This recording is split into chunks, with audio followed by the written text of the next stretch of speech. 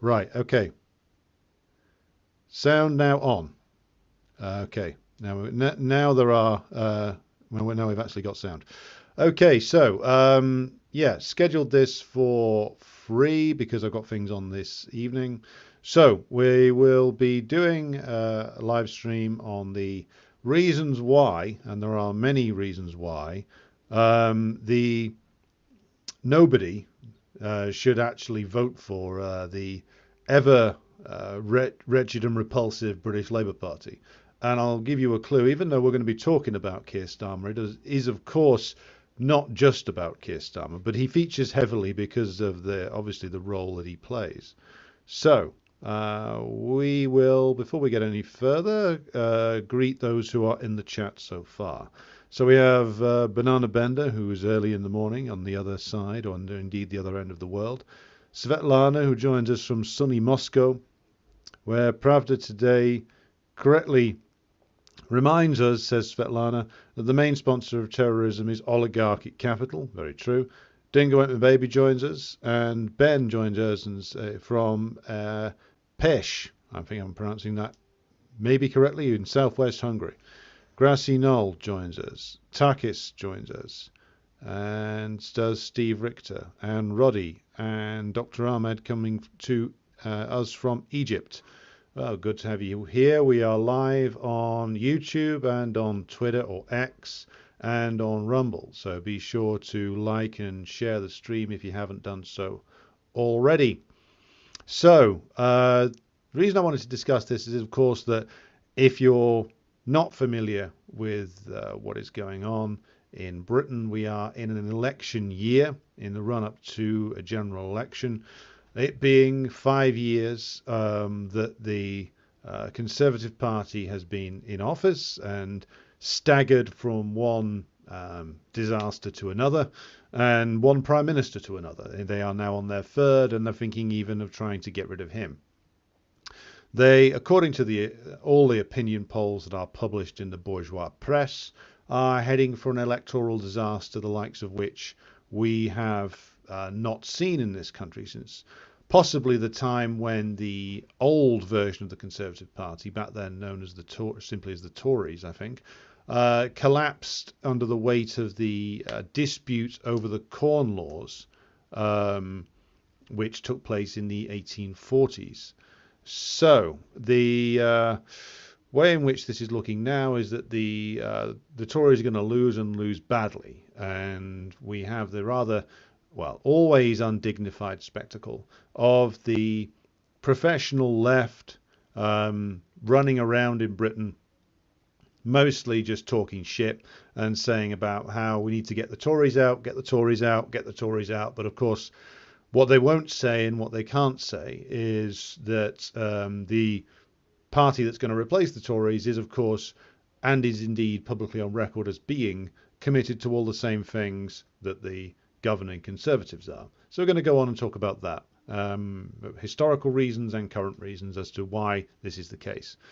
But we have a news flash, which is that thanks to Roddy for this, who says UN resolution on immediate ceasefire passed, US abstained. Interesting. I'm just going to go and see what we've got on that. See if there's any immediate update on that. Okay, so this was 18 minutes ago that there was apparently this. Okay, so UN Security Council votes on immediate ceasefire. US abstains. Okay.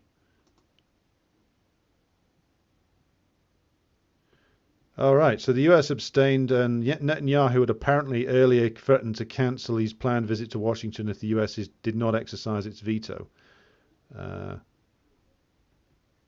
So the US criticized the resolution but didn't block it. Well, we'll see what comes of that. I mean, the US has clearly decided to, well, at least try and improve its already destroyed image by not blocking it. But again, what it will lead to is now the question. It will probably lead to a spat between Netanyahu and the Biden administration. But then again, US imperialism, or at least a section of the US ruling class, has decided that Netanyahu was very bad for business. And they've made it clear that they think that they could sell a genocide, basically, but with slightly better marketing. Netanyahu is too much of an obvious bastard, and his coalition partners are too obvious as well. People like Ben-Gvir, Smotrich, and the others are just too openly criminal for the US to be able to sell this. And it's getting the Democratic Party in the United States into all kinds of trouble.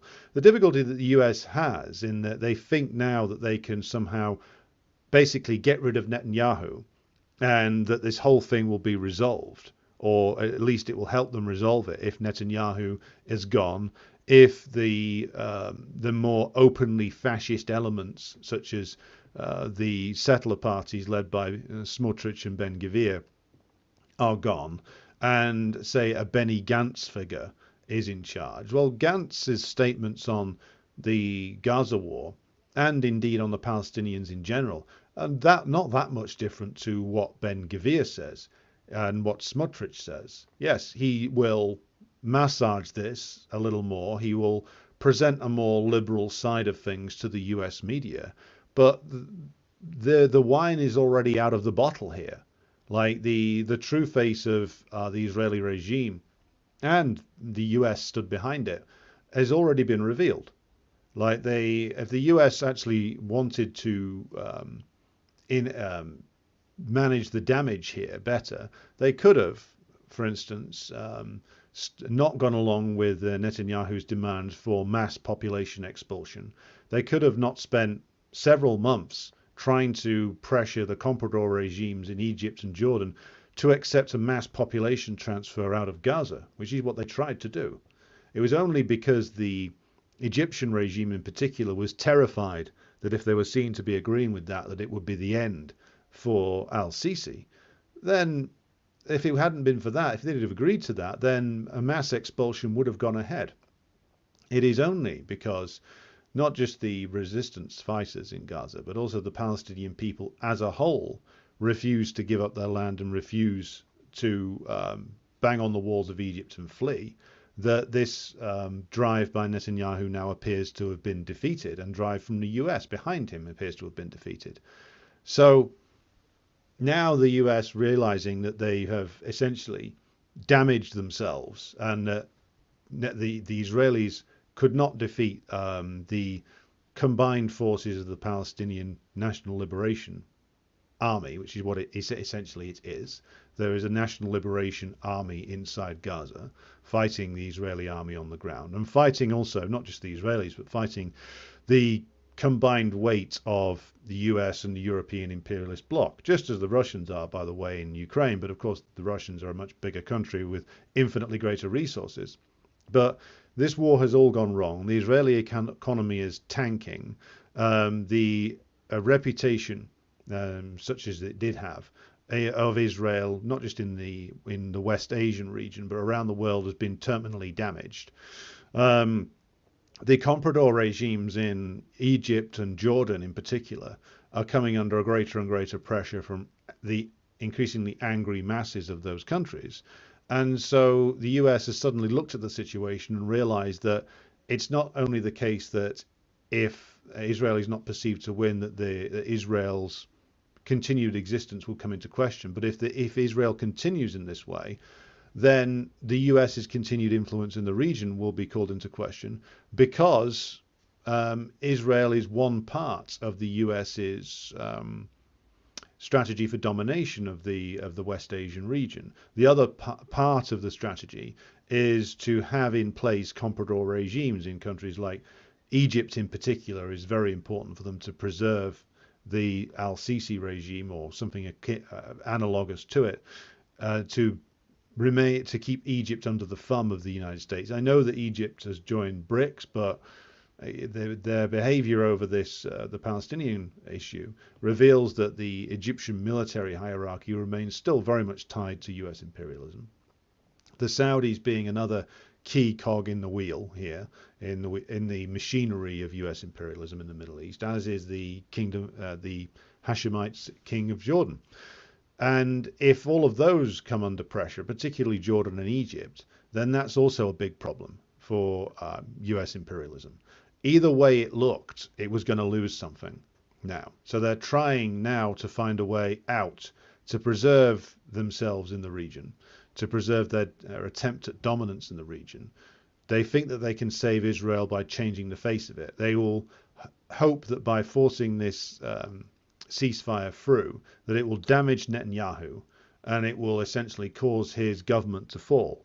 The problem that the US has, though, is that they want, as Thomas Friedman demanded all the way back in October, a more presentable government, one that can be presented in the West and win back lost sympathy that Netanyahu and his group have sacrificed over this.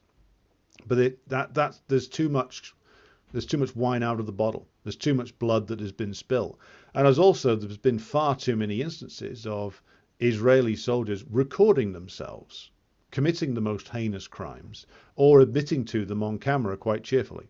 So too much time has passed, too much blood has been shed, too many crimes have been openly and nakedly committed for the US to try and rescue the situation now. There's again, like they can't scoop this up and put it back together again. And so now they've got a severe problem, which is that, okay, if they get rid of Netanyahu, then what? You've still got an Israeli colonial project, which is now in a recession, which is chronically unstable. And if Netanyahu doesn't fulfill his promises of going into Rafah and again committing more genocide, committing more mass murder, then not only is he finished, but also the stability of the Israeli state is called into question. Remember that there was already an open split in Israeli society, but now this is going to cause more ructions and more destabilization. And the question will be, can the US save its colonial project? Because, again, if it's in a massive recession, if it's now isolated from many of its former trading partners, if the reputation of any country that does business with Israel is going to be tarnished by association, all of these are incredibly damaging things. And so therefore the US wants to try and rescue the Israeli colonial regime, but there's a very big question mark as to whether they can do it. But this is the crisis of imperialism manifesting itself. The US made a rash decision, and they, in terms of the giving Netanyahu a blank check to do whatever he wanted, because they thought, and Netanyahu was probably telling them this, and God knows why they believed him, that they could quickly move in onto Gaza, basically force the population to flee into Egypt, then that they could crush whatever military resistance remained, and then they could force a solution onto the Gaza question, and do this all before the turn of the new year. I think they wanted to get all of this out of the way and done in terms of the forced population transfer, or ethnic cleansing, if you prefer, by the end of the year. That would mean that, according to the very cynical minds that that operate the White House, that they thought that if it was all out of the way by the end of the year, then they could get rid of Netanyahu. Then they could claim that Biden had brought peace to the Middle East or something, and it would all be out of the way by the time the US election rolled around. Of course, nothing is ever that simple. So here we go, and now we'll see if Netanyahu is prepared to back up his words about going it alone, invading Rafah, even if the entire world is against him. We'll see, because if he doesn't do that, politically he's finished inside Israel. But if he does do that, then Israel is finished. And so this is an example where an insurgency in the form of the Palestinian National Liberation Forces have conducted their raid on October the 7th, have withstood the enormous barbarities committed by Israel since then, and are now in a situation where the Israeli regime's international support is fracturing and falling apart. And so far, it looks as if the the Palestinian National Liberation Forces are going to come out ahead of this. Now, it comes, of course, with enormous and horrible cost in terms of civilian lives. And this is the way that all imperialist countries have always operated. Even if you look back, I mean, we're coming up again to the anniversary of the Easter Rising in Dublin back in 1916, where I'll be doing a special program on this. The behaviour of the British forces, even in the rather brief period where the Rising was active, very much resembles, of course, the way that the Israelis behaved. And again, in the Irish War of Independence, the British behaved in a very similar fashion. So look further afield. Look to what the French did in their African colonies, and what the Italians did in Libya after they conquered it, even before Mussolini came along. Again, the colonial regimes always respond to any military challenge in the same way, and it is mass targeting of civilians, mass murder of the civilian population. Why? The answer is to try and essentially brutalize the civilian population to the point where they abandon support for the National Liberation Forces. French did it in Algeria, it didn't work. The French did it in Vietnam, it didn't work. The US did it in Vietnam, it didn't work. The US did it in Nicaragua. It worked more then for a brief period because they did, due to a favorable collection of international circumstances, particularly the collapse of the Soviet Union and the people's democracies, socialism being visibly on the retreat, and over a decade of horrific war unleashed on Nicaragua by US imperialism. Though in the election in the early 90s, the Sandinistas lost that, and then they had to endure several years of rule by the Compradors again. But Ortega and the Sandinistas, of course, came back. So the fact is that in a lot of these colonial wars that the US imperialists and their allies have waged since, well, over the last century, should we say, it is always done the same way. Mass killing, targeting of civilians, usage of the superior technologies that the imperialist countries have available to them to try and use terror to crush the spirits of resistance within the civilian population. And oftentimes it doesn't work. Oftentimes it produces the exact opposite result to what the imperialists actually want, which is to crush the spirits of the population and to drive the resistance out. And it doesn't work because, of course, the imperialists fundamentally misunderstand the psychology of the masses all the time. They think that just by brute force and brutalization that they can win, and it often, of course, does not work, and it doesn't appear to have worked this time either. Now, what happens now is going to be very interesting, and we'll have to wait and see how things develop from here on in.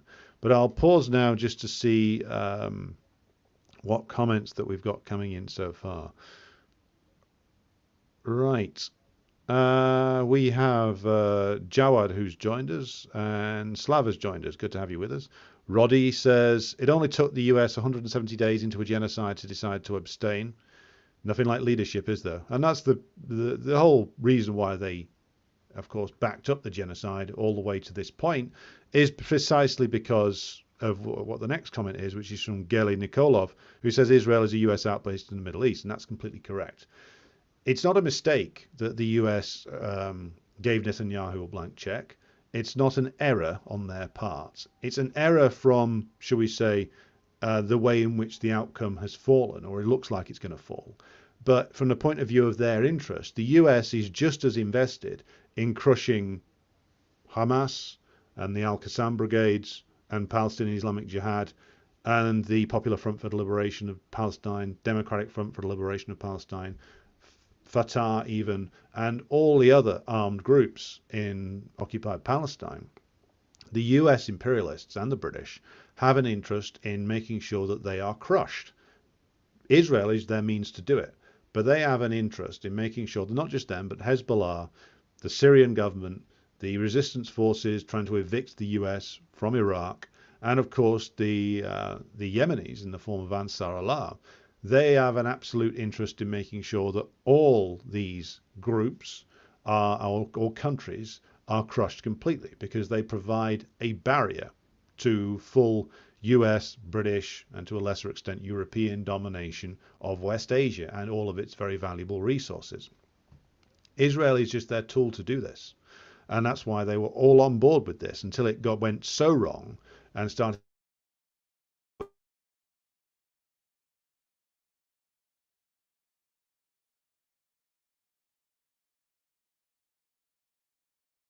the whole thing in Netanyahu and move on. But we'll see how well that turns out for them. So, HM has joined us. Good afternoon to you. Luca is with us. Solidarity to you. We've got Dissolving Landscapes with us, who says, "What's up, comrades?" Well, what's up to you? The US and Israel have a major credibility problem, says Ben, and that's apparently something that was said in the Washington Post yesterday.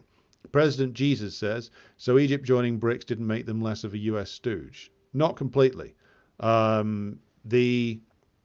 As Ben says in the comment underneath, you don't turn around 50 plus years of being ruled by compradors overnight. The fundamental thing is that the Nasserist revolution did go a long way. It did achieve a lot, but it clearly wasn't able to eliminate the comprador tendencies. And let's be completely fair, the Soviet Union didn't eliminate the comprador tendencies either. Neither did the PRC. Neither did the Communist Party of China. Because the presence of imperialism is not only still in the world, but is still a very strong presence. And of course, the Egyptian capitalist class, such as it is, has always been a rather weak one, always been and was, and indeed remains, subservient to imperialism. Then, even with all the changes that was wrought by Nasser, there was always going to be the room for a comprador regime to come back. It would have been the case even if Egypt had gone all the way down the road to a more full-blown workers' state rather than the form of Arab socialism that Nasser was practicing. Because again, like as long as imperialism is there, as long as imperialism is able to place pressure upon these countries, and as long as there remains a capitalist class that still wants to be accepted into a world market dominated by imperialism, then or tendencies within a state, even if it's nominally socialist, that want to cut a deal with imperialism. Again, Marx himself said it would take 2 generations of struggle. Stalin was clear on that. Mao was clear on that. So the fact that comprador tendencies emerged, not just through the foul personages of Sadat and Mubarak, but emerged at all, shows us that struggle needed to be fought much more intensely than apparently it was. Given that, I don't know exactly the details because I'm not that well versed on that particular historical period, but that a Sadat figure emerges and was able to completely destroy the Egyptian revolutionary process and derail it for 2 generations, says that there was clearly needed to be more of a struggle against comprador tendencies there, as there needed to be in many countries. So joining BRICS doesn't turn that around. Joining BRICS just means that there are clearly some within the Egyptian ruling class and within the Egyptian ruling group who are a little bit smarter and can see the way the world is turning and are thinking, well, we better spread our bets here. And including this, which will mean joining BRICS. The Saudis are going through the same process. They are still ruled by a foul collection of compradors, but they, through their own internal contradictions, a figure emerges like Mohammed bin Salman, who is still an absolute reactionary swine, but who's clever enough to realize that being tied so closely to the United States isn't necessarily going to be good for that regime in the long term. So hence him spreading his bets. And that's a process. And that's going to lead to other things developing from it.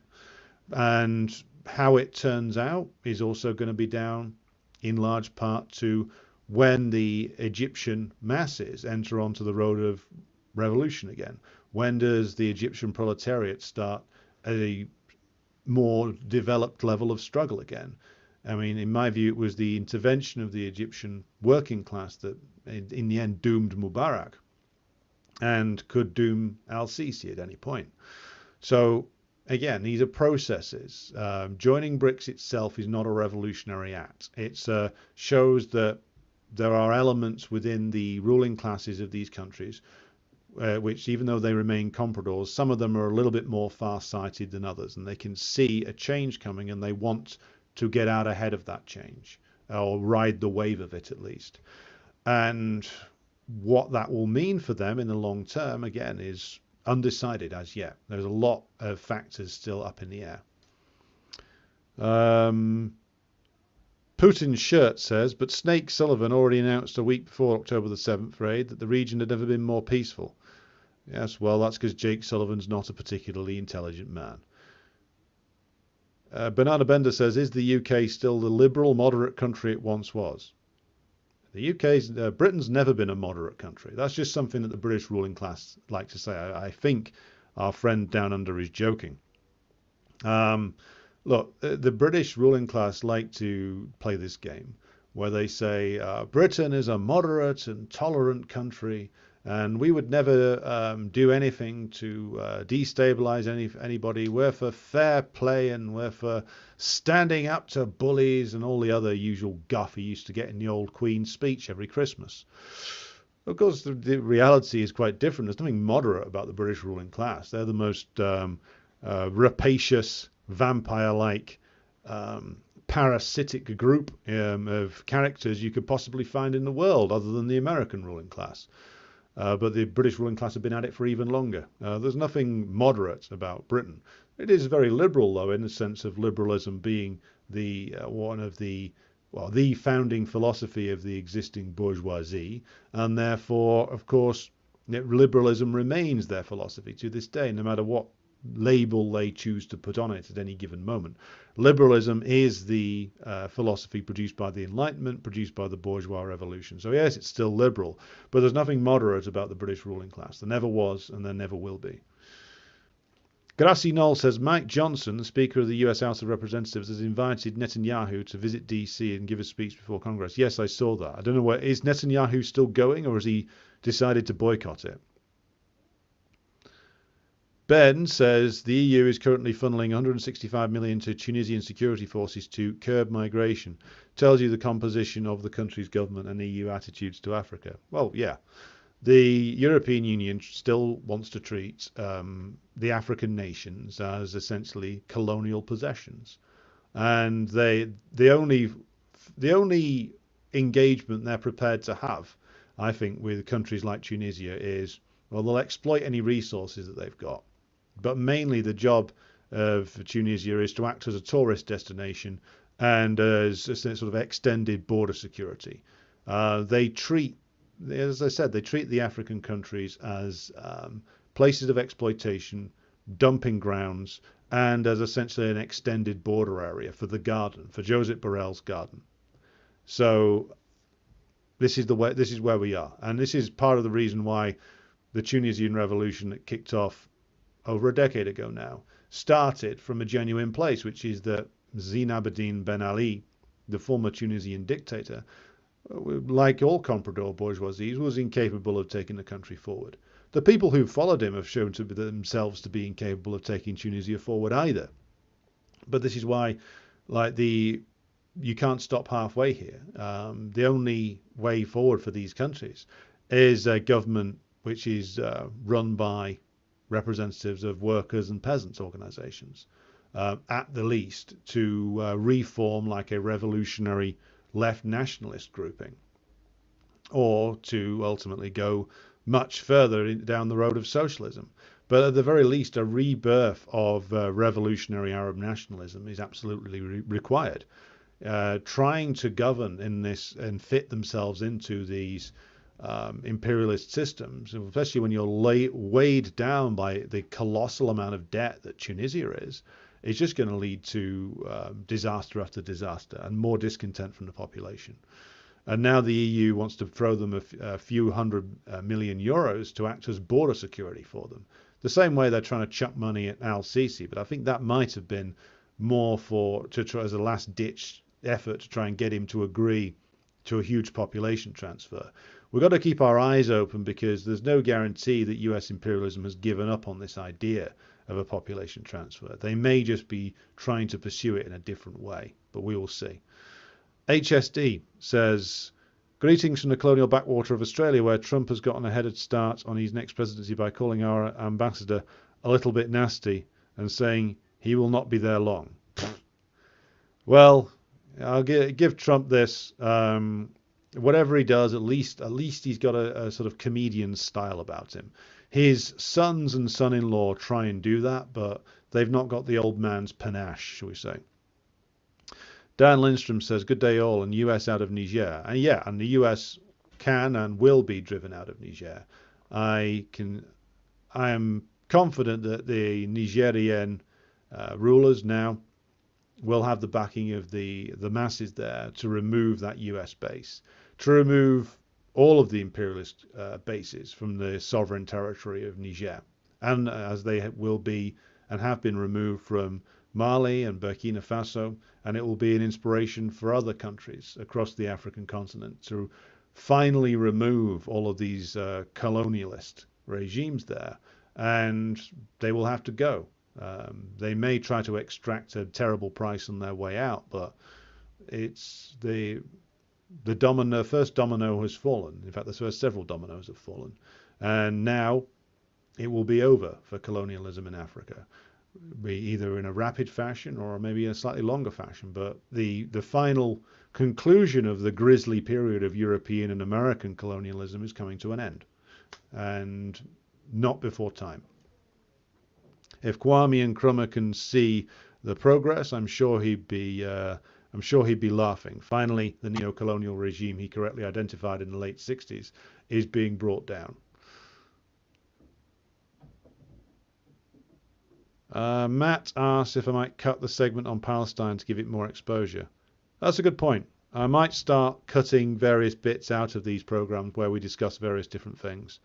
I'll look at doing that. Robert Hand says, does the line of bloodthirsty Zionists, so-called neocons in charge of US foreign policy since Bush II, argue against the US government ever abandoning Israel? Some of the more fanatical types would. Because when you've got a colonial entity, like what Israel is, and the fact is that it is such an important part of the US's machinery for governing the place, or trying to govern the Middle East, increasingly that they are failing to do so, then you're going to have people in the hierarchy who are going to become ideologically committed to it, who become fanatic about it. You had such people in France in the form of the certain aspects of the French military and the extremist settlers known as the Pieds Noirs. And they were the ones who, of course, in 1958 brought de Gaulle to power, because they were the ones who they staged essentially a coup, and the army was prepared to stage a coup in France itself unless de Gaulle was given power, and the government just resigned. So essentially the French Fifth Republic was created by a military coup organized by colonial fanatics. And nobody really likes to talk about that anymore, because nobody likes to talk about the fact that one of the key countries in the imperialist alliance of the West was essentially had its constitution ripped up and changed by a military coup. But that's the level of fanaticism that went with that war. And it's one of the reasons why that war was so brutal, because the French had been there for over 100 years. They saw it not just as a colony, they saw it as literally part of France. Which is why I will keep making the comparison to Israel and the United States. Now, of course, Israel is further away from the United States than Algeria is from France. The sheer proximity of Algeria to France made the claim of l'Algérie française a bit more, shall we say, geographically credible. But there are layers inside the US governing class, the political establishment there, and within the population, who have, for various reasons, taken on the cause of Israel as this their defining identity, the Zionists, not just in terms of the Jewish population, but of course Christian Zionism, various other forms of Zionism. There's people who are absolutely fanatically committed to it. And that's certainly the case in the United States. It's the case in Britain as well, but to a much lesser degree. Here, it's much more about the fact that the British ruling class still sees Israel as operating in their interests and therefore backs it up. But what we will find in the end is that the hardcore fanatics regarding US backing for Israel are a minority. And in the end, when the forces in the Middle East absolutely turn against the US to the point where to retain any ability to do business there, that Israel has to be given up. Eventually, they will give Israel up. It might not happen immediately. I'm not saying this is going to happen tomorrow, because the likelihood is that we get a Trump presidency, and Trump's much more full-on committed to backing up any Israeli government in whatever aggression it commits, even more so than a long-term imperialist fanatic like Biden is. But there will come a time, and it will come sooner rather than later, that the US ruling class is forced to make a decision about how far it's prepared to go in defense of the Israeli colonial state. And at that point, the US may try and preserve something by insisting on a negotiated outcome that may either creates a Palestinian state or creates something akin to it. But again, like, because they've created a situation where is a situation in Israel now, according to people who've done much more work on this on the ground than I obviously have, so people like Max Blumenthal, or the interviews done by people like Abby Martin, shows that the attitude, not just in the settlers and the directly aligned settler political parties, but also in wider Israeli society, is so deeply reactionary and so hardline, fanatical, fascist in its outlook, so anti-Palestinian in their deep, deep racism. I would say that they are as fanatical as the worst French settlers in Algeria, and easily as fanatical as the out-and-out fascists in white apartheid era South Africa. And that makes disposing of a nuclear armed state in the form of Israel much, much more difficult to do.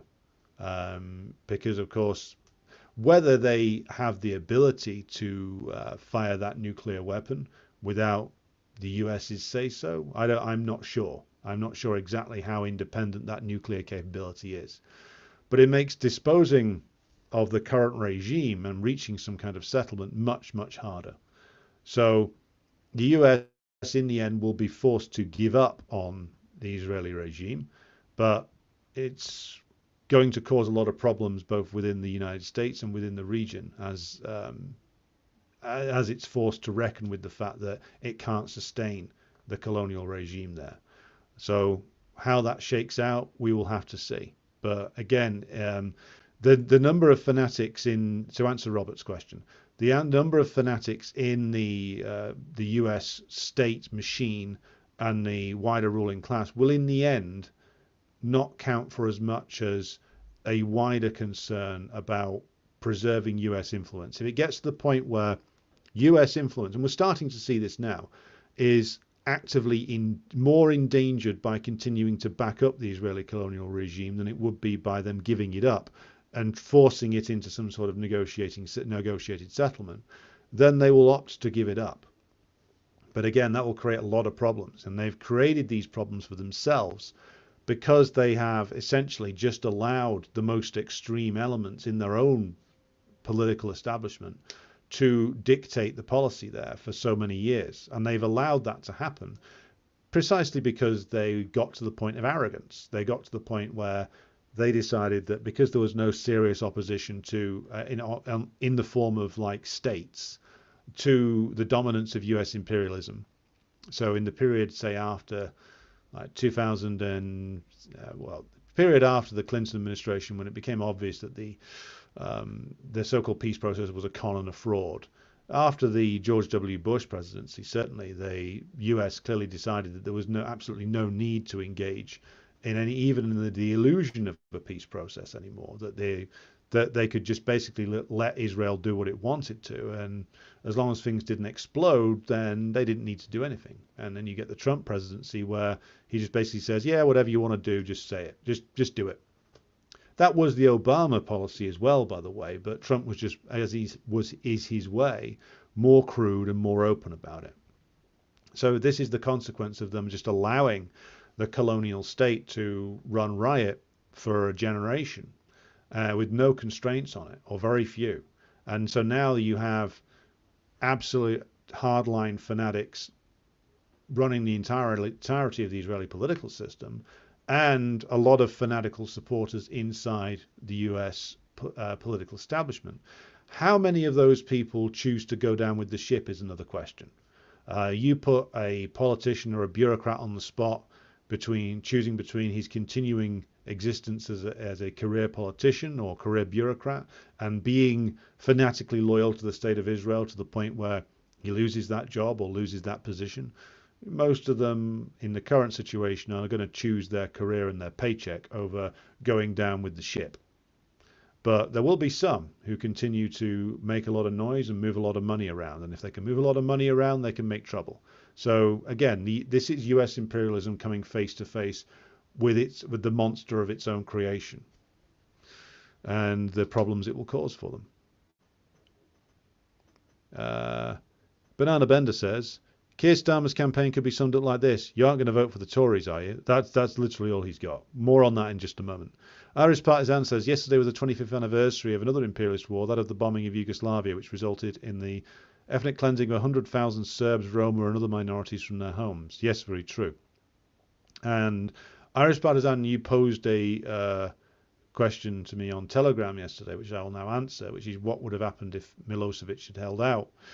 The answer is a lot of problems, because even though Tony Blair was apparently pushing for a ground invasion of Kosovo at certain points, it was clear that the Serbian population was ready and willing to resist NATO on the ground. And even back then, and when the NATO armies were probably a little bit better than they are now, I don't think they could have won a war on the ground against a determined Yugoslav national army and a determined and mobilized Serbian population. So, and I think the NATO generals probably knew that. So what would they have done? The answer is that they would have done to Serbia, or tried to do to Serbia, what Israel has essentially done to Gaza. They would have tried to, if they possibly could, level every Yugoslav at the time city.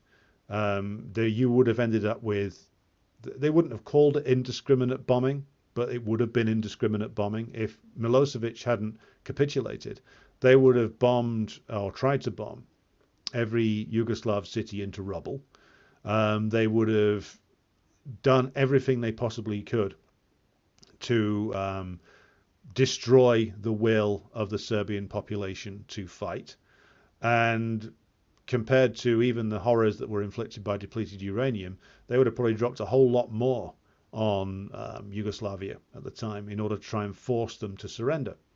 And of course, if the Serbian population particularly, but also the wider Yugoslav population, because it included Montenegro at the time, refused to surrender and wanted to actually fight the NATO armies, then that would have created enormous problems in other countries as well. It would have created much more of a problem in this country, where there was a limited anti-war movement against the war in Kosovo at the time, but it was kind of weak and led into a ditch by the SWP, as it always is. But it would have created an enormous problem in Russia for Yeltsin and the compradors. It created a problem for them anyway, because Yeltsin was willing to sell Milosevic out. But if every day on Russian TV screens the population would have been confronted with NATO carpet bombing Yugoslav cities, even more so than they had done already, and the Serbians appealing to the Russians for aid, it would have created an enormous problem for Yeltsin. It may have secured his downfall even quicker than what happened anyway in 1999. But it would have meant a very unstable situation for the world. It would probably have revealed NATO as being even more a paper tiger 20 years before it was revealed as being. But again, it would have inflicted a massive butcher's bill on the Yugoslav civilian population had Milosevic stood his ground. But again, and that would have all derived from weakness. They wouldn't have wanted to go in there into Kosovo or into wider Serbia and fight the Yugoslav National Army on the ground, or Yugoslav People's Army on the ground, because there's every chance they would have lost the war on the ground. Because again, even back then, 25 years ago, what had the British and the American army actually done? Fought Saddam Hussein's army in Kuwait after having bombed it to bits. They would have had the same campaign in mind, but I think that the Yugoslav army was significantly better trained, better led, and much better equipped and motivated than the Ba'athist organized army of Iraq. So it would have probably been a very difficult campaign for NATO to wage, and would have led to a rapid escalation in the crisis in Russia, and the emergence of a much more strong anti-war movement in particularly places like Greece, where there was, I remember, the Greeks were very strongly against the war. But you would have also got people turning on NATO earlier in places like Hungary, in some of the Eastern European countries as well, I think. Maybe our Hungarian viewer can correct me if I'm wrong. So it would have created a lot of problems, would have made it a much more bloodier war, but it's also a war that NATO might not necessarily have won. So those are my immediate thoughts on it. Gaily Nikolov says, I experienced racism all my life in Britain, not a moderate nation. There's nothing moderate about the British ruling class, as I said earlier. So yes. Irish Partisan says, interesting to note, recently revealed papers revealed that Tony Blair ordered the bombing of civilian infrastructure in Yugoslavia. Yeah, I mean, that man is a fanatic of the worst kind. He's a fanatical imperialist, always was. And that's the Labour Party leader that the British ruling class would really like to bring back. But thankfully, he's so despised and unpopular that they couldn't.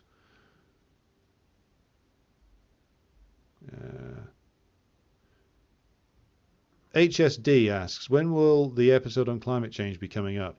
I've been listening to your old episodes and note your skepticism, but don't see how it benefits the ruling class to promulgate bad science. Well, it'll come up when I've had a chance to actually put all my research into note form and write it. At the moment, it's on the back burner, but it will at some point. Okay. Putin's shirt says, Lavrov recounted this history. On January the 15th, 1999, it was reported that a massacre of civilians of Albanian origin by Serbian securities had taken place in Račak. We subsequently insisted that an independent panel of pathologists be sent. They established the truth, which was the militants had been killed. Moreover, they died in battle. Yeah. I mean, if you want to understand everything that's happened since the 90s, the breakup of Yugoslavia, and all of the lies and misrepresentations told by the imperialists over it, is the place to start. Ben says, Russia is fully on board to hold NATO account over Yugoslavia. Finally, it's all over the Russian internet. Yeah, that's very true.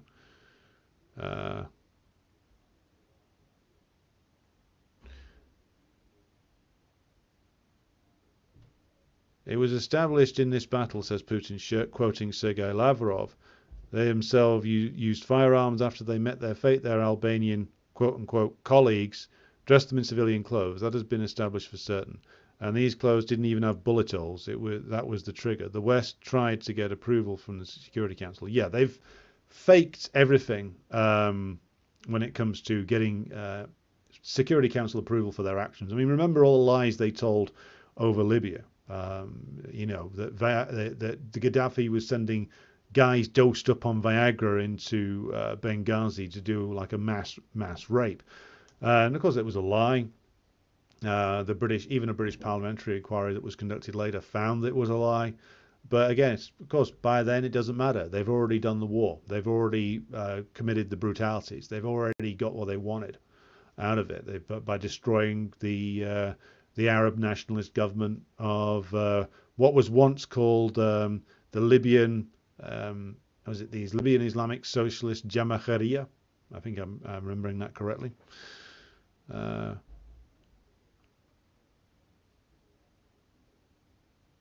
HSD says, speaking of Trump's sons, Kushner recently gave an interview where he said he was not sure how much of Gaza remains, but noted optimistically would make valuable beachfront property. Yeah, he's an horrible piece of shit, and always has been. Again, like, Trump would say the same thing, but he would do it in a better style. Kushner's just a fucking horrific crook, and he's not even a very good property developer. He got where he was because of his crooked old man and because of his crooked father-in-law, basically. Good afternoon to Otis, who has joined us.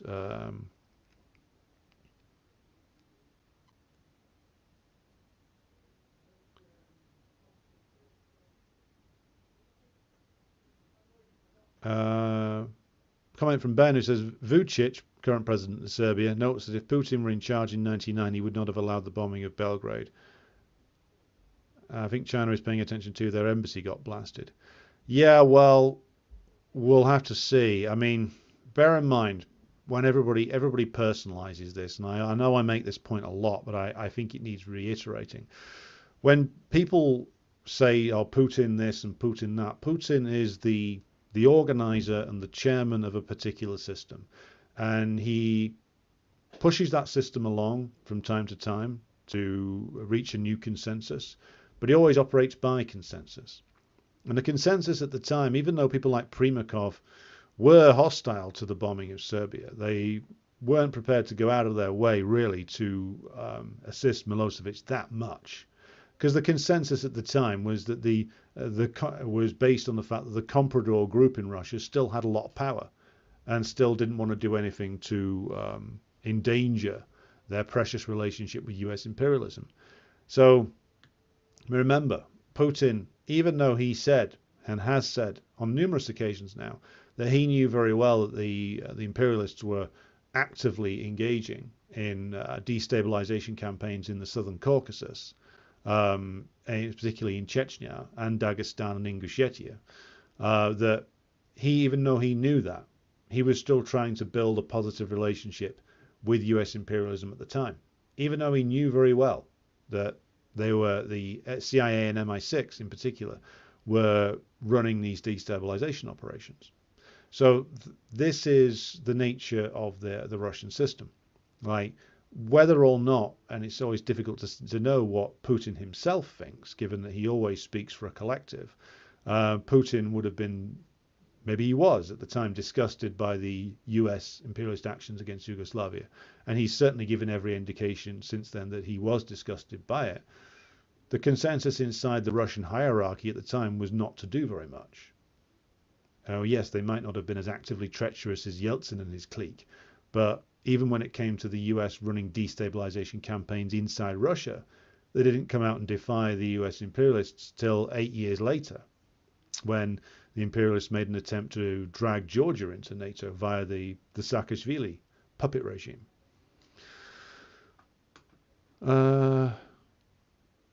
Galen Nikolov says, the ugliness and extremism of the political establishment has been glossed over for years by the media.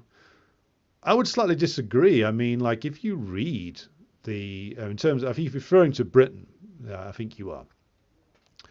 The ugliness and extremism of the political establishment in Britain is all there in the press, if you know what to look for.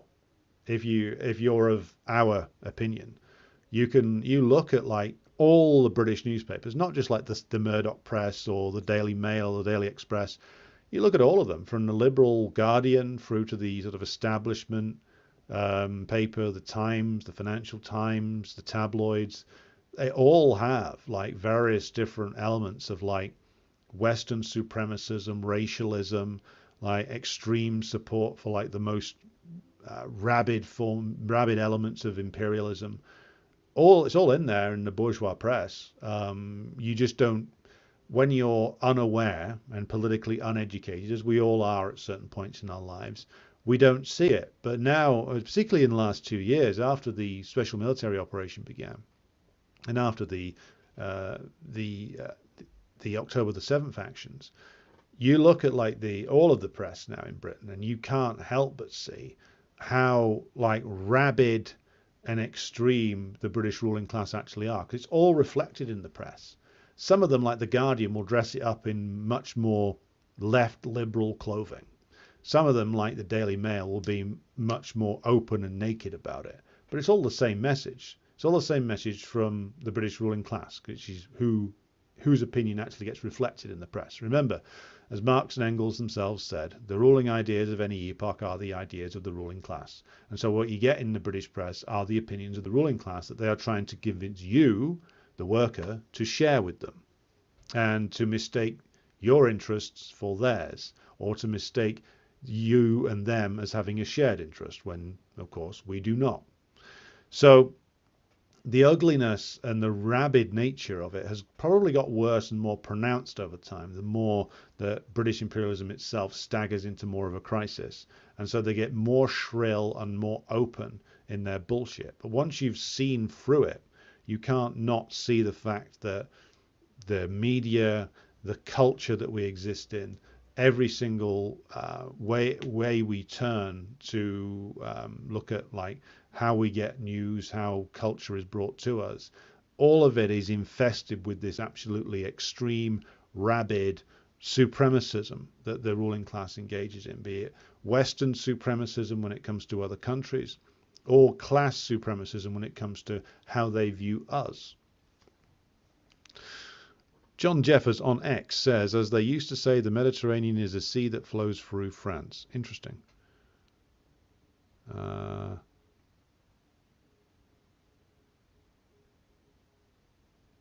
Right, okay.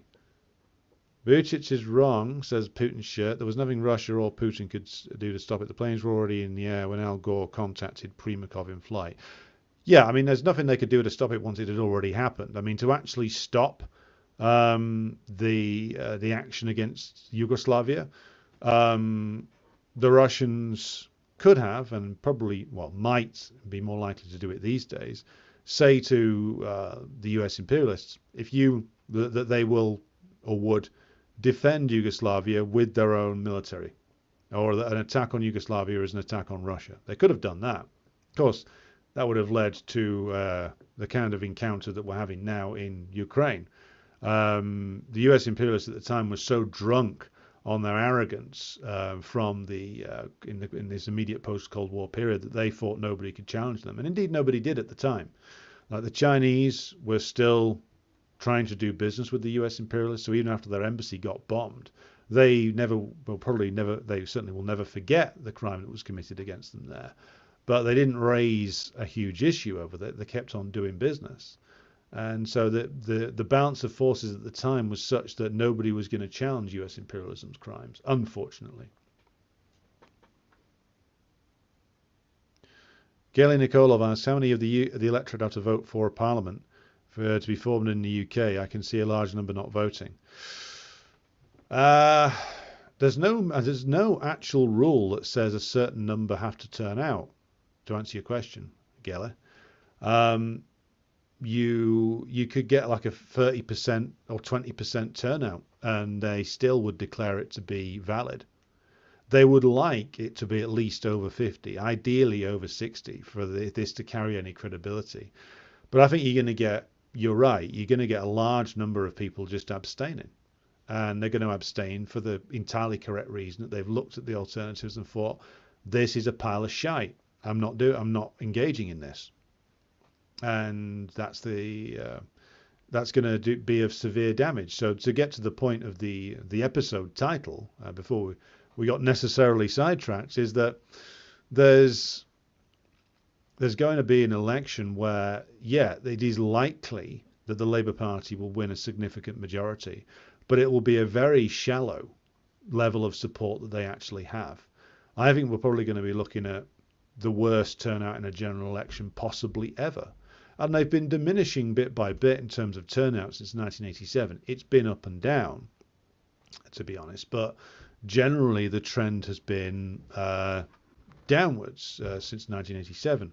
With I think the high point of UK general election turnout since the Second World War was like the 1950s.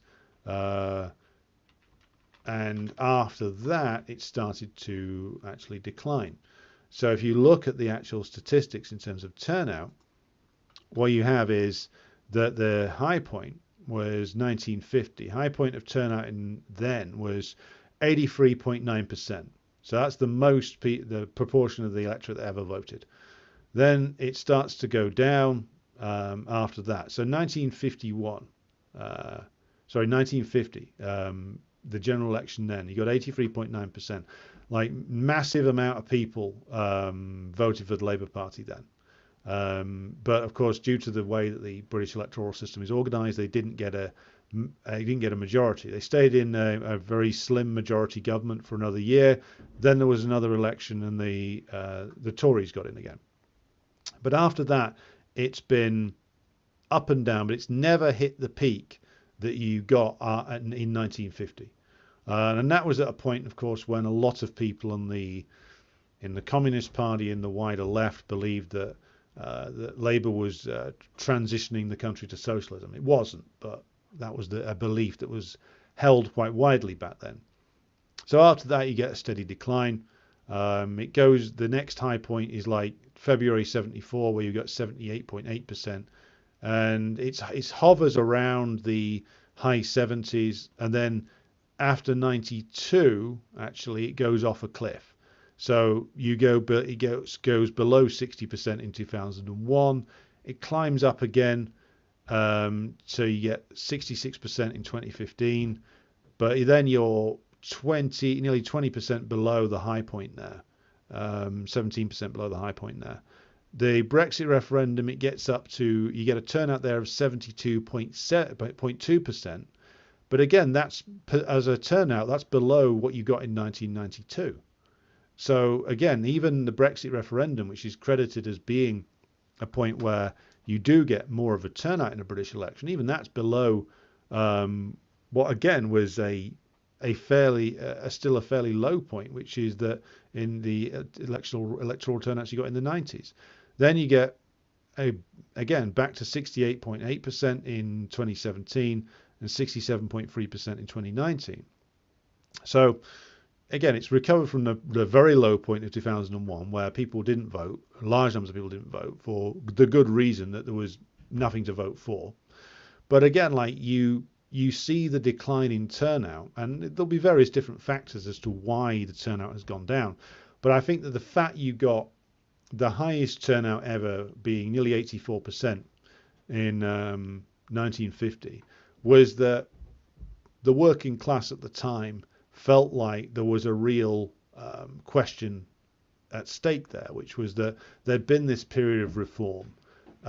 People had seen visible benefits that period of reform, and they actually went out and wanted to vote for particularly the Labour Party at that time to push it further. And of course, they didn't get the result that the working class overwhelmingly wanted. And the Tories then changed their programme because the ruling class realised they had to adapt and embrace some of these reforms that the Labour Party had carried through, and that universal opposition to all of them wasn't going to go well. So the Tories, of course, changed their agenda. They adopted most of the social democratic reforms that had gone through from 45 to 50. They privatised the steel industry, but that was and blocked any further nationalisation, but they accepted much of what had been done.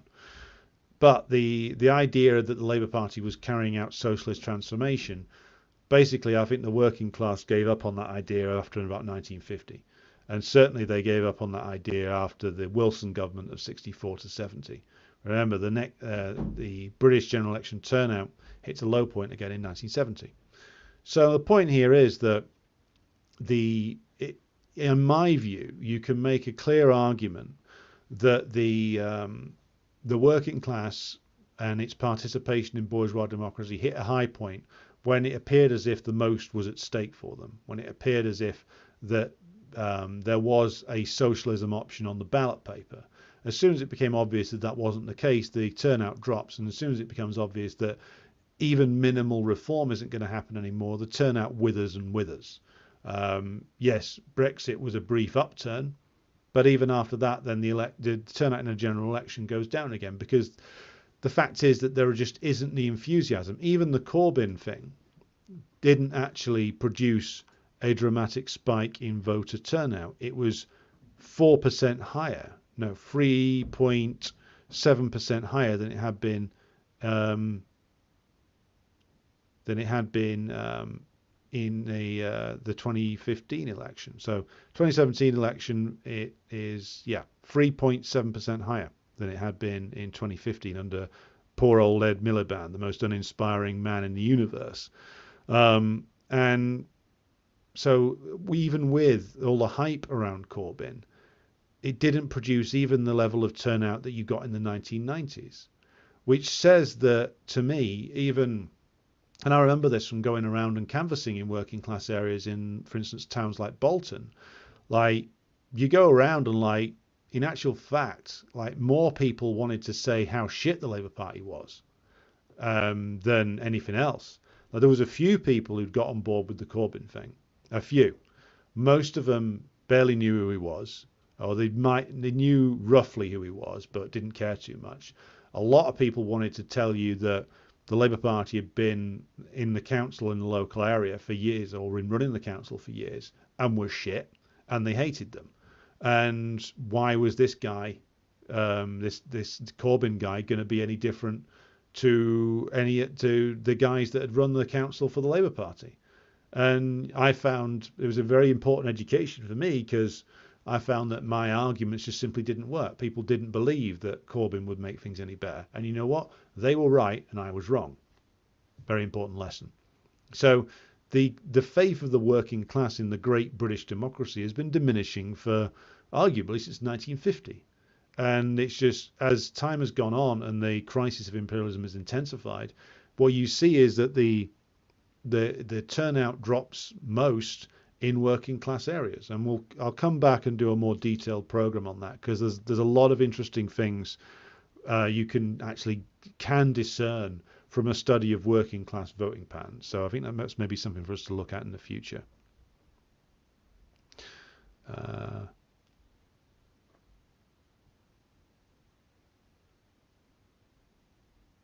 Kosovo is the Israel of Eastern Europe, says Putin's shirt. Well, this is all of the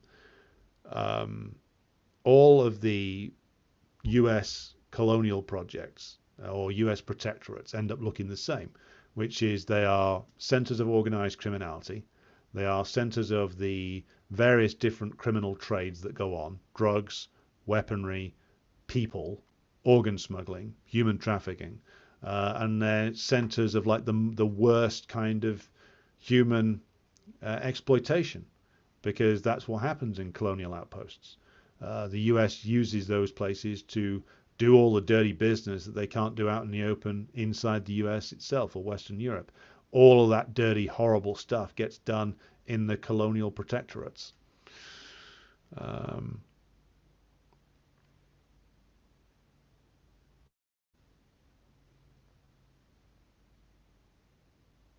Banana Bender makes the point that Putin allowed the bombing of Libya in UN Security Council in 1973. Yeah, that's true. They abstained. They didn't vote for it, but they didn't block it. And to answer Putin's shirt's point, says both Russia and China were boldly lied to about the resolution. Well, again, Medvedev was president, but I emphasize the fact that the Kremlin group makes decisions as a group. Okay? It's not just Putin making it up as he goes along, or Medvedev making it up as it goes along. Look, neither Putin nor Medvedev nor the men that ran China at the time, I believe at the time it was the Hu Jintao leadership. These aren't naive people. They're not people who are unaware of the agendas of the United States. Go back and look at Putin's speech at the Munich Security Conference in 2007. A speech which, by the way, again, represented the considered views of the Russian leadership. And again, he's saying, we will deal with you, but you've got to essentially deal with us on an equitable basis. And of course, the US, in the form of the late and unlamented John McCain and Joe Lieberman, who were there at the time, just basically laughed at him. But I don't buy this argument that, oh, the Russia and China were misled. No, they weren't. No, they weren't. These are not naive people running these nations. They had no reason to believe that the US was not going to do a regime change operation on Gaddafi. You know why? Because the Russian and Chinese leaderships knew very, very well that Libya was on the list of the US imperialists. They knew that. They knew that because the US had been open about it. So when a crisis emerged in Libya that allowed the US the opportunity to go and exercise the regime change option, shall we say, using a mercenary army this time with US, British and French air power, they knew very well that the US would take that opportunity. They knew very well that the US went far beyond what it said it was going to do when it came to Yugoslavia, which had only been, what, back then, 12 years before. These are not naive people. They were prepared to let the US take Libya because, at the time, they thought that they could get a deal to essentially lead to better relations with the Obama administration. They were still trying to engage in the farcical dance about the reset of relations and to retain the market share, particularly for the Russians, of the the oil and gas sales to particularly the European nations. And they thought that, well, look, we won't get in the way of whatever the hell the US wants to do in Libya, and we won't have a falling out with them over this. It's not worth it. We will continue to try and reach an accommodation with them. And for the Chinese leadership, it's the same consideration. They were making an awful lot of money, an awful lot of growth in China was coming through the investment of US capitalists in China, and of course the massive export trade that China has with the United States. They weren't prepared at that time to turn around and block what was a blatant regime change operation.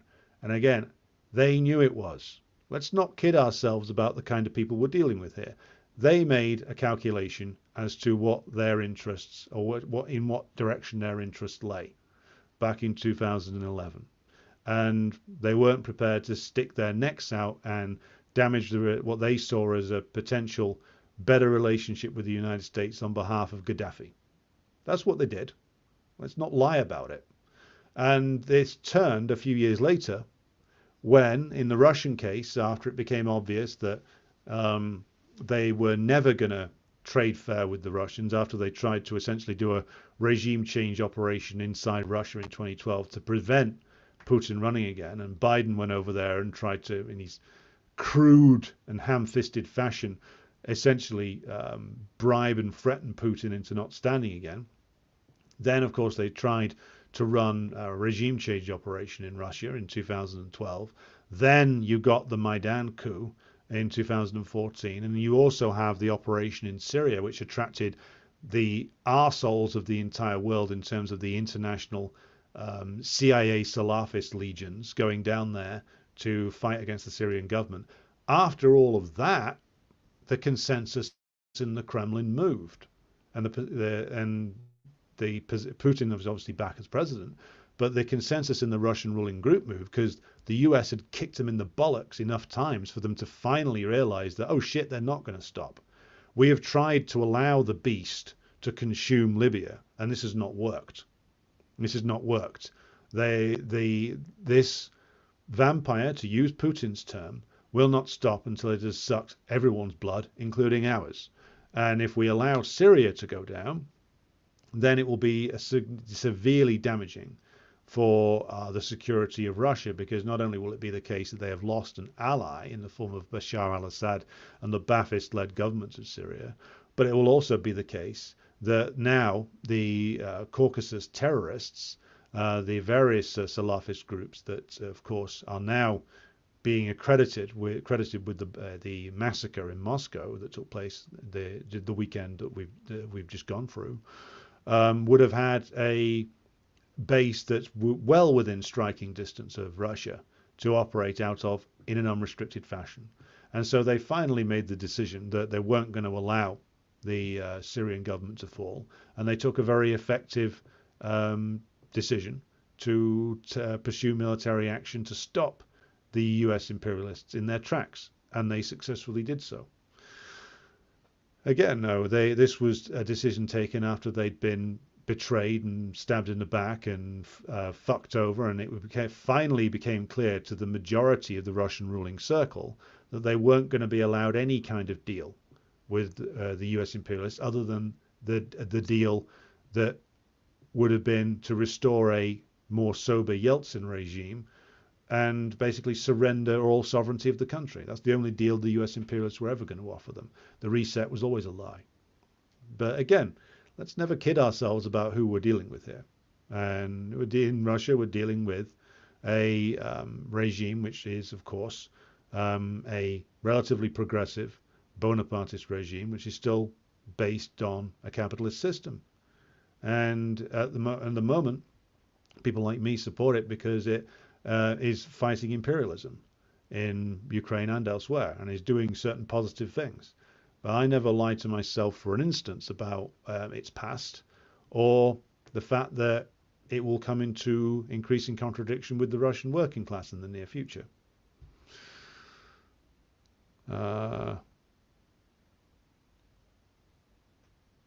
Irish Partisan says, Yeltsin made no disguise of his contempt for Milosevic and Yugoslav People's Army high commanders. Yugoslavia supported the August coup in Moscow. Very true.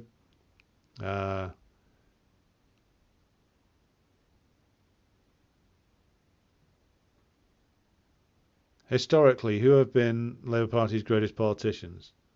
None of them. Svetlana. In terms of our business here, people think that Anthony Wedgwood Benn, or Viscount Stansgate, as he was previously known, was somehow better. Look, the Labour left were a bit more radical when the working class movement was more powerful. But in the end, you read Benn's diaries, you read his books, and what is the best thing you can say about him? He was, by his own admission, a fairly middle-of-the-road Labour Party politician until 1970. He got radicalised to a degree by things like the Upper Clyde shipbuilders factory occupation, but he remained a parliamentary reformist, and he took a very much a reformist line on everything all the way through the 1980s.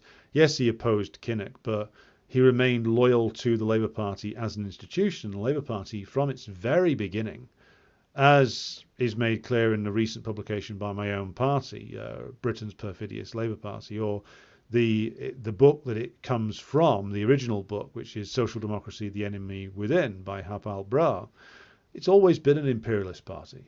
It's always been something which is run principally by the trade union bureaucracy, by and in service of the ruling class, but its voting base has not really been the working class. The working class votes for it, but its most loyal voting base is the Labour aristocracy, those who benefit from British imperialism in direct and indirect ways.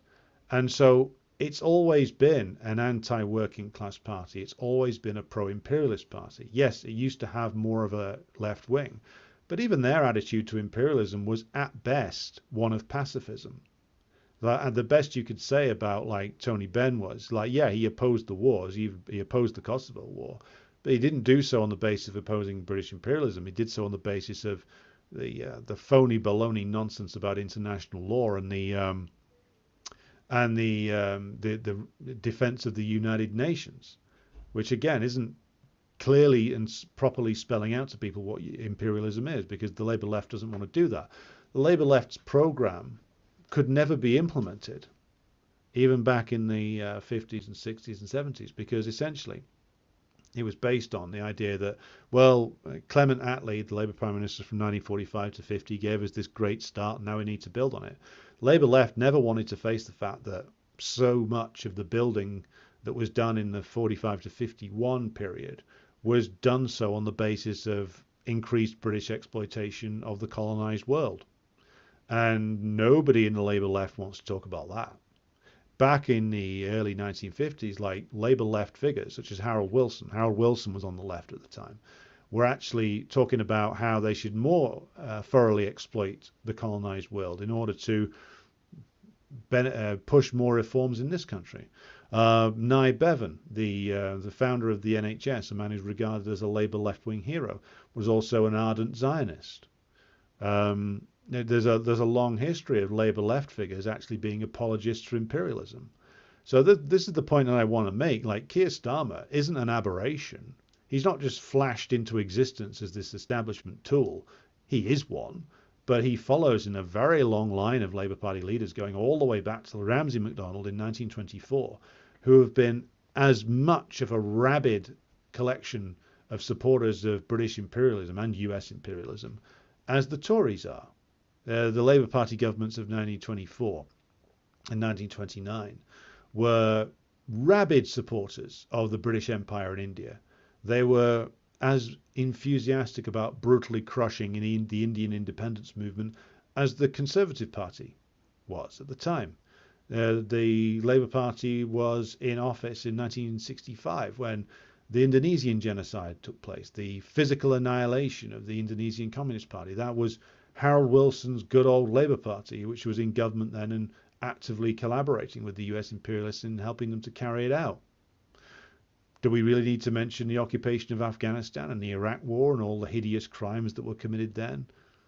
Let's face facts. This is a party which is as bad as it has always been. What's happened is, because British imperialism has decayed and because the British ruling class have felt that, well, have known very well that it is in their interest to react the reforms, to withdraw the reforms that were previously offered to the domestic working class. The Labour Party, of course, being a loyal servant of the ruling class, offers even less. But of course, that destroys its credibility in its voting base. So it's in a death spiral as much as the Conservative Party is. Because it offers nothing.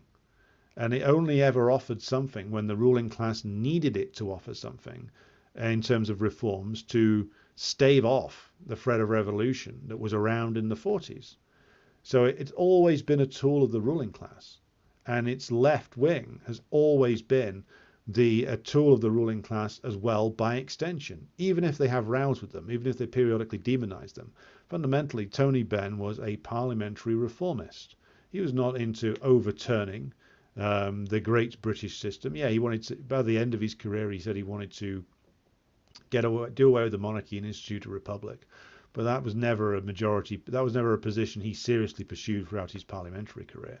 And the Corbyn leadership just shows us how completely ineffectual these people are. And it comes down to two things. One, they have no understanding of imperialism or British imperialism, or they're in favour of it.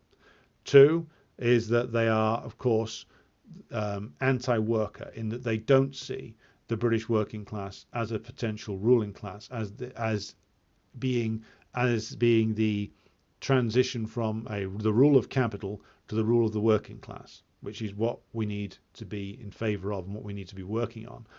We, as communists, see the future ruling class as being today's working class. The reformist sees himself as the man who will usher in socialism via a series of reforms. The reformist sees the role of the working class as, at best, supplementary. I see, and communists see, the role of the working class as essential for us to go into a new post-capitalist future, go into a workers' state, and then begin the construction of socialism and the long fight for a socialist system that will come from the institution of a workers' state. These are all crucial differences. And given everything that happened over the last half century, there's absolutely no reason for us to lie and pretend that any of these figures on the Labour left were any good at any point. They all were, at best, deeply flawed, at worst, selling a lie. Ian Foster says, if Labour win the general election, it will represent continuity, not change. Imperialism profits in command, NATO militarism with liberalism dusting off its crisis mask. Fascism will remain the core policies. That's true. Irish Partisan says, I think any genuine communist should vote for the WPD if they are running candidates in their constituencies, i.e. tactical voting. Yeah, I see the point there. The way in which that things have gone in recent weeks would indicate that, if, for instance, a WPB candidate would be, and they say they're going to run against a character like Angela Rayner, the abominable reactionary who's the Labour Party deputy leader, then certainly I would vote for the WPB candidate there, even with all the reservations I have about Callaway and the party and the programme. The tactical act of, voting for even what I regard as a social democratic party now would be positive, and if it helped remove Labour Party figures who are out and out reactionaries. So yes, I can see exactly the sense in what Irish Partisan says there. Gelly Nikolov says it's like the electorate are like, I hope they make my life even a little bit better. That's what a lot of people hope. Many people don't even hope that, though. That's why the turnout, I think, will be so low.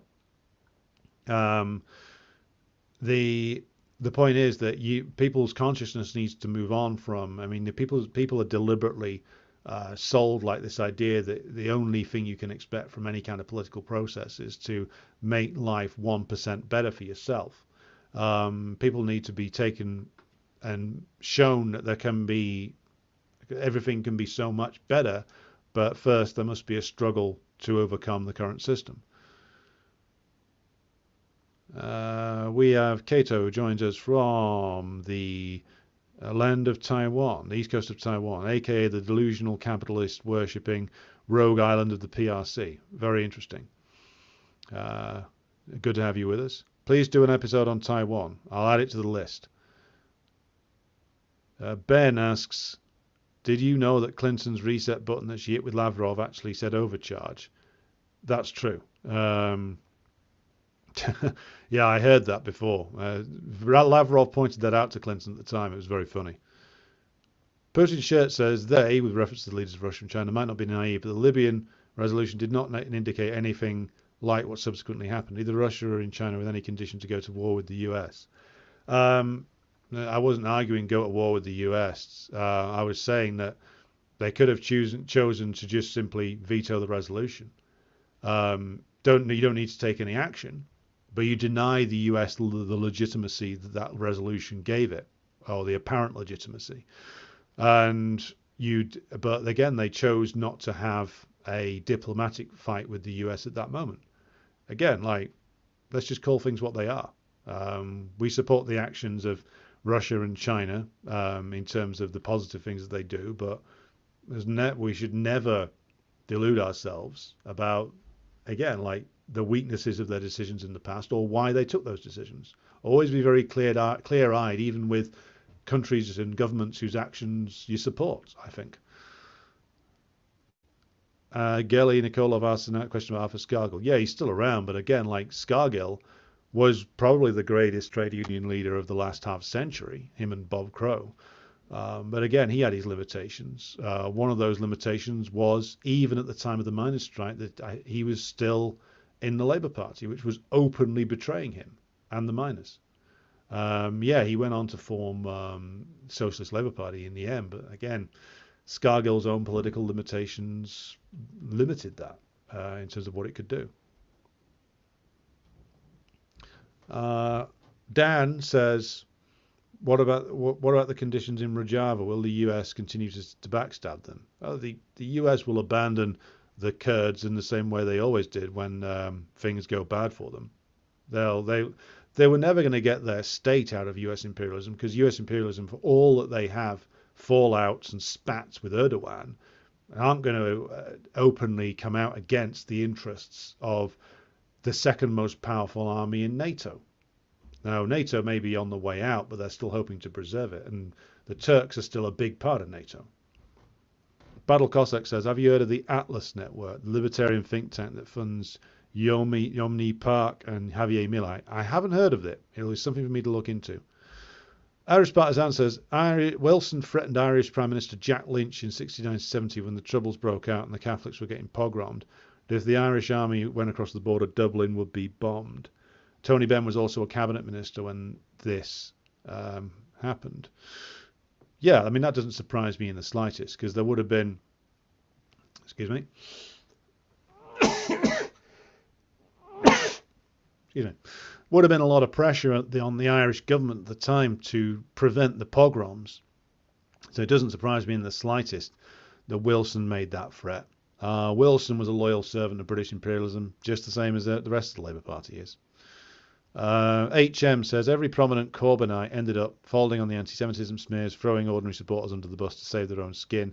This is what makes up the Labour Party left. Yeah, a completely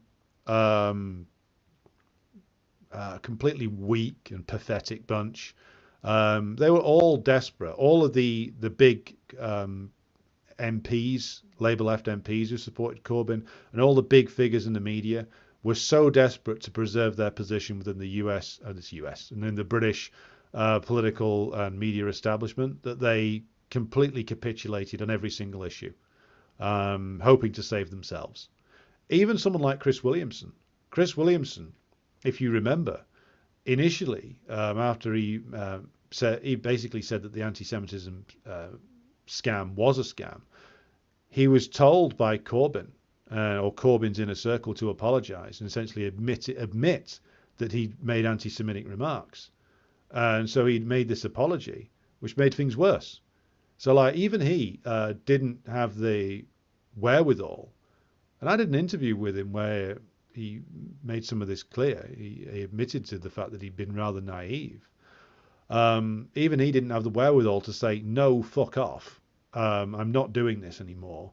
We have to appeal to the population, to the working class, over and above the heads of the political and media establishment. And that's the only way you were ever going to break out of this trap that had been laid for them, by going out and talking openly to the working class about why the ruling class cooked up the anti-Semitism scam. But no one was ever prepared to do that, least of all Corbyn himself. Because if you step outside the rules of the game, and to make a direct appeal to the working class, beyond over and above the head of your own MPs, over and above the heads of the media, to try and mobilise the working class outside of parliamentary channels, that is unacceptable even to the Labour left, because they know very well that that is something the ruling class is not only terrified of, but will move heaven and earth to stop. And again, the Labour left does not see the working class as anything other than voting fodder. That's the limit of their vision, and that always limits what they can do. Harry Price says NATO illegally exceeded the UN mandate given to them, RE Libya. Yeah, but I mean, I will come back to the point again to answer Harry's point here. Why were they ever going to be restrained by a UN mandate? What in the history of US imperialism would lead anybody to conclude that they were not going to just destroy the Libyan government, which had been a target of theirs for years? I mean, I made the mistake on the Libyan war at the time, because I was still a Trotskyite at the time. We were handing out like atrocious things, backing up all the NATO claims about the Libyan government. But then in the last sentence of the leaflet would say, oh, but we don't support the bombing, having agreed with everything else that the British government was saying at the time.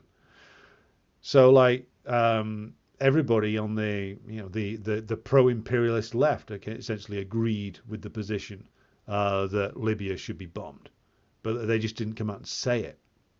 The only ones who were consistently opposed to it in a serious fashion was the party, which thankfully now I am a member of, which is the CPG-BML at the time, vigorously opposed it as best they could, and were, I think, already excluded from the anti-war movement as a result, because the anti-war movement in Britain became pro-war, became pro the war against the Libyan government.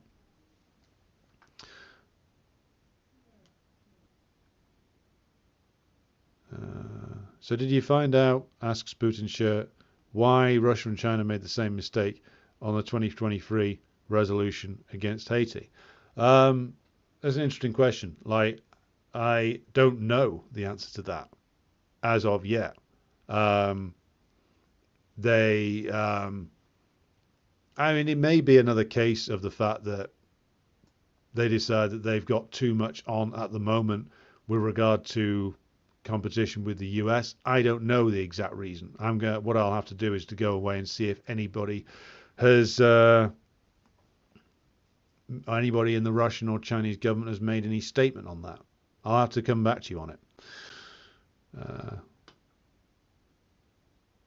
Irish Partisan said, and that is exactly the role of the Communist Party of Britain, so-called Communist Party of Britain, about as communist as the Labour Party, to be honest, and the trade union bureaucracy in the upcoming general election to sheepdog their members and supporters and the working class into voting Labour. Well, thankfully, the influence of the fake communists in the Communist Party of Britain is rather limited when it comes to the wider working class. But when it comes to the trade union bureaucracy, they've still got a fair degree of influence there. They will try and get the working class that are organised inside the trade unions to vote Labour. I don't think that's going to work. The biggest Labour-affiliated trade union, as was, that's Unite, has been losing members hand over fist in the last couple of years under the Sharon Graham leadership. And part of that will be layoffs. Part of that will be sackings in various industries. But a part of it, I think, is going to be people leaving the union because the unions keeps presenting shitty deals that they've cut as being victories. And so these left reformists, and then the right reformists who lead the trade unions in Britain, are just leading the trade union movement into a ditch. As we've pointed out through many different articles we've put out through the Class Conscience Project, as the CPJB-ML's analysis shows. Putin's shirt said, with or without the UN Security Council mandate, the US was going to destroy Libya just like they destroyed Somalia, Afghanistan, Iraq, Syria and Yemen. That's true, because, again, they just wanted the UN Security Council mandate to give themselves the fig leaf of legitimacy. They declared what their targets were in the late 90s, and they've worked through them relentlessly. Thankfully, they have started to come unstuck. Syria made them come unstuck, and thankfully the Russians drew the right conclusions and opposed it properly, and defeated that. But again, the US is still there, squatting around the oil and wheat producing areas of Syria, and still needs to be evicted. Okay, so we have been going for an hour and 40 minutes now. We have 91 of you watching on X and 80 watching on YouTube. I'll be drawing this episode to a close now. So I have to jump out and go and do other things. But thank you to everybody who's tuned in. It's been a very interesting discussion, even and some very interesting tangents. I've got several notes I need to take away and look at in the near future in terms of future programs.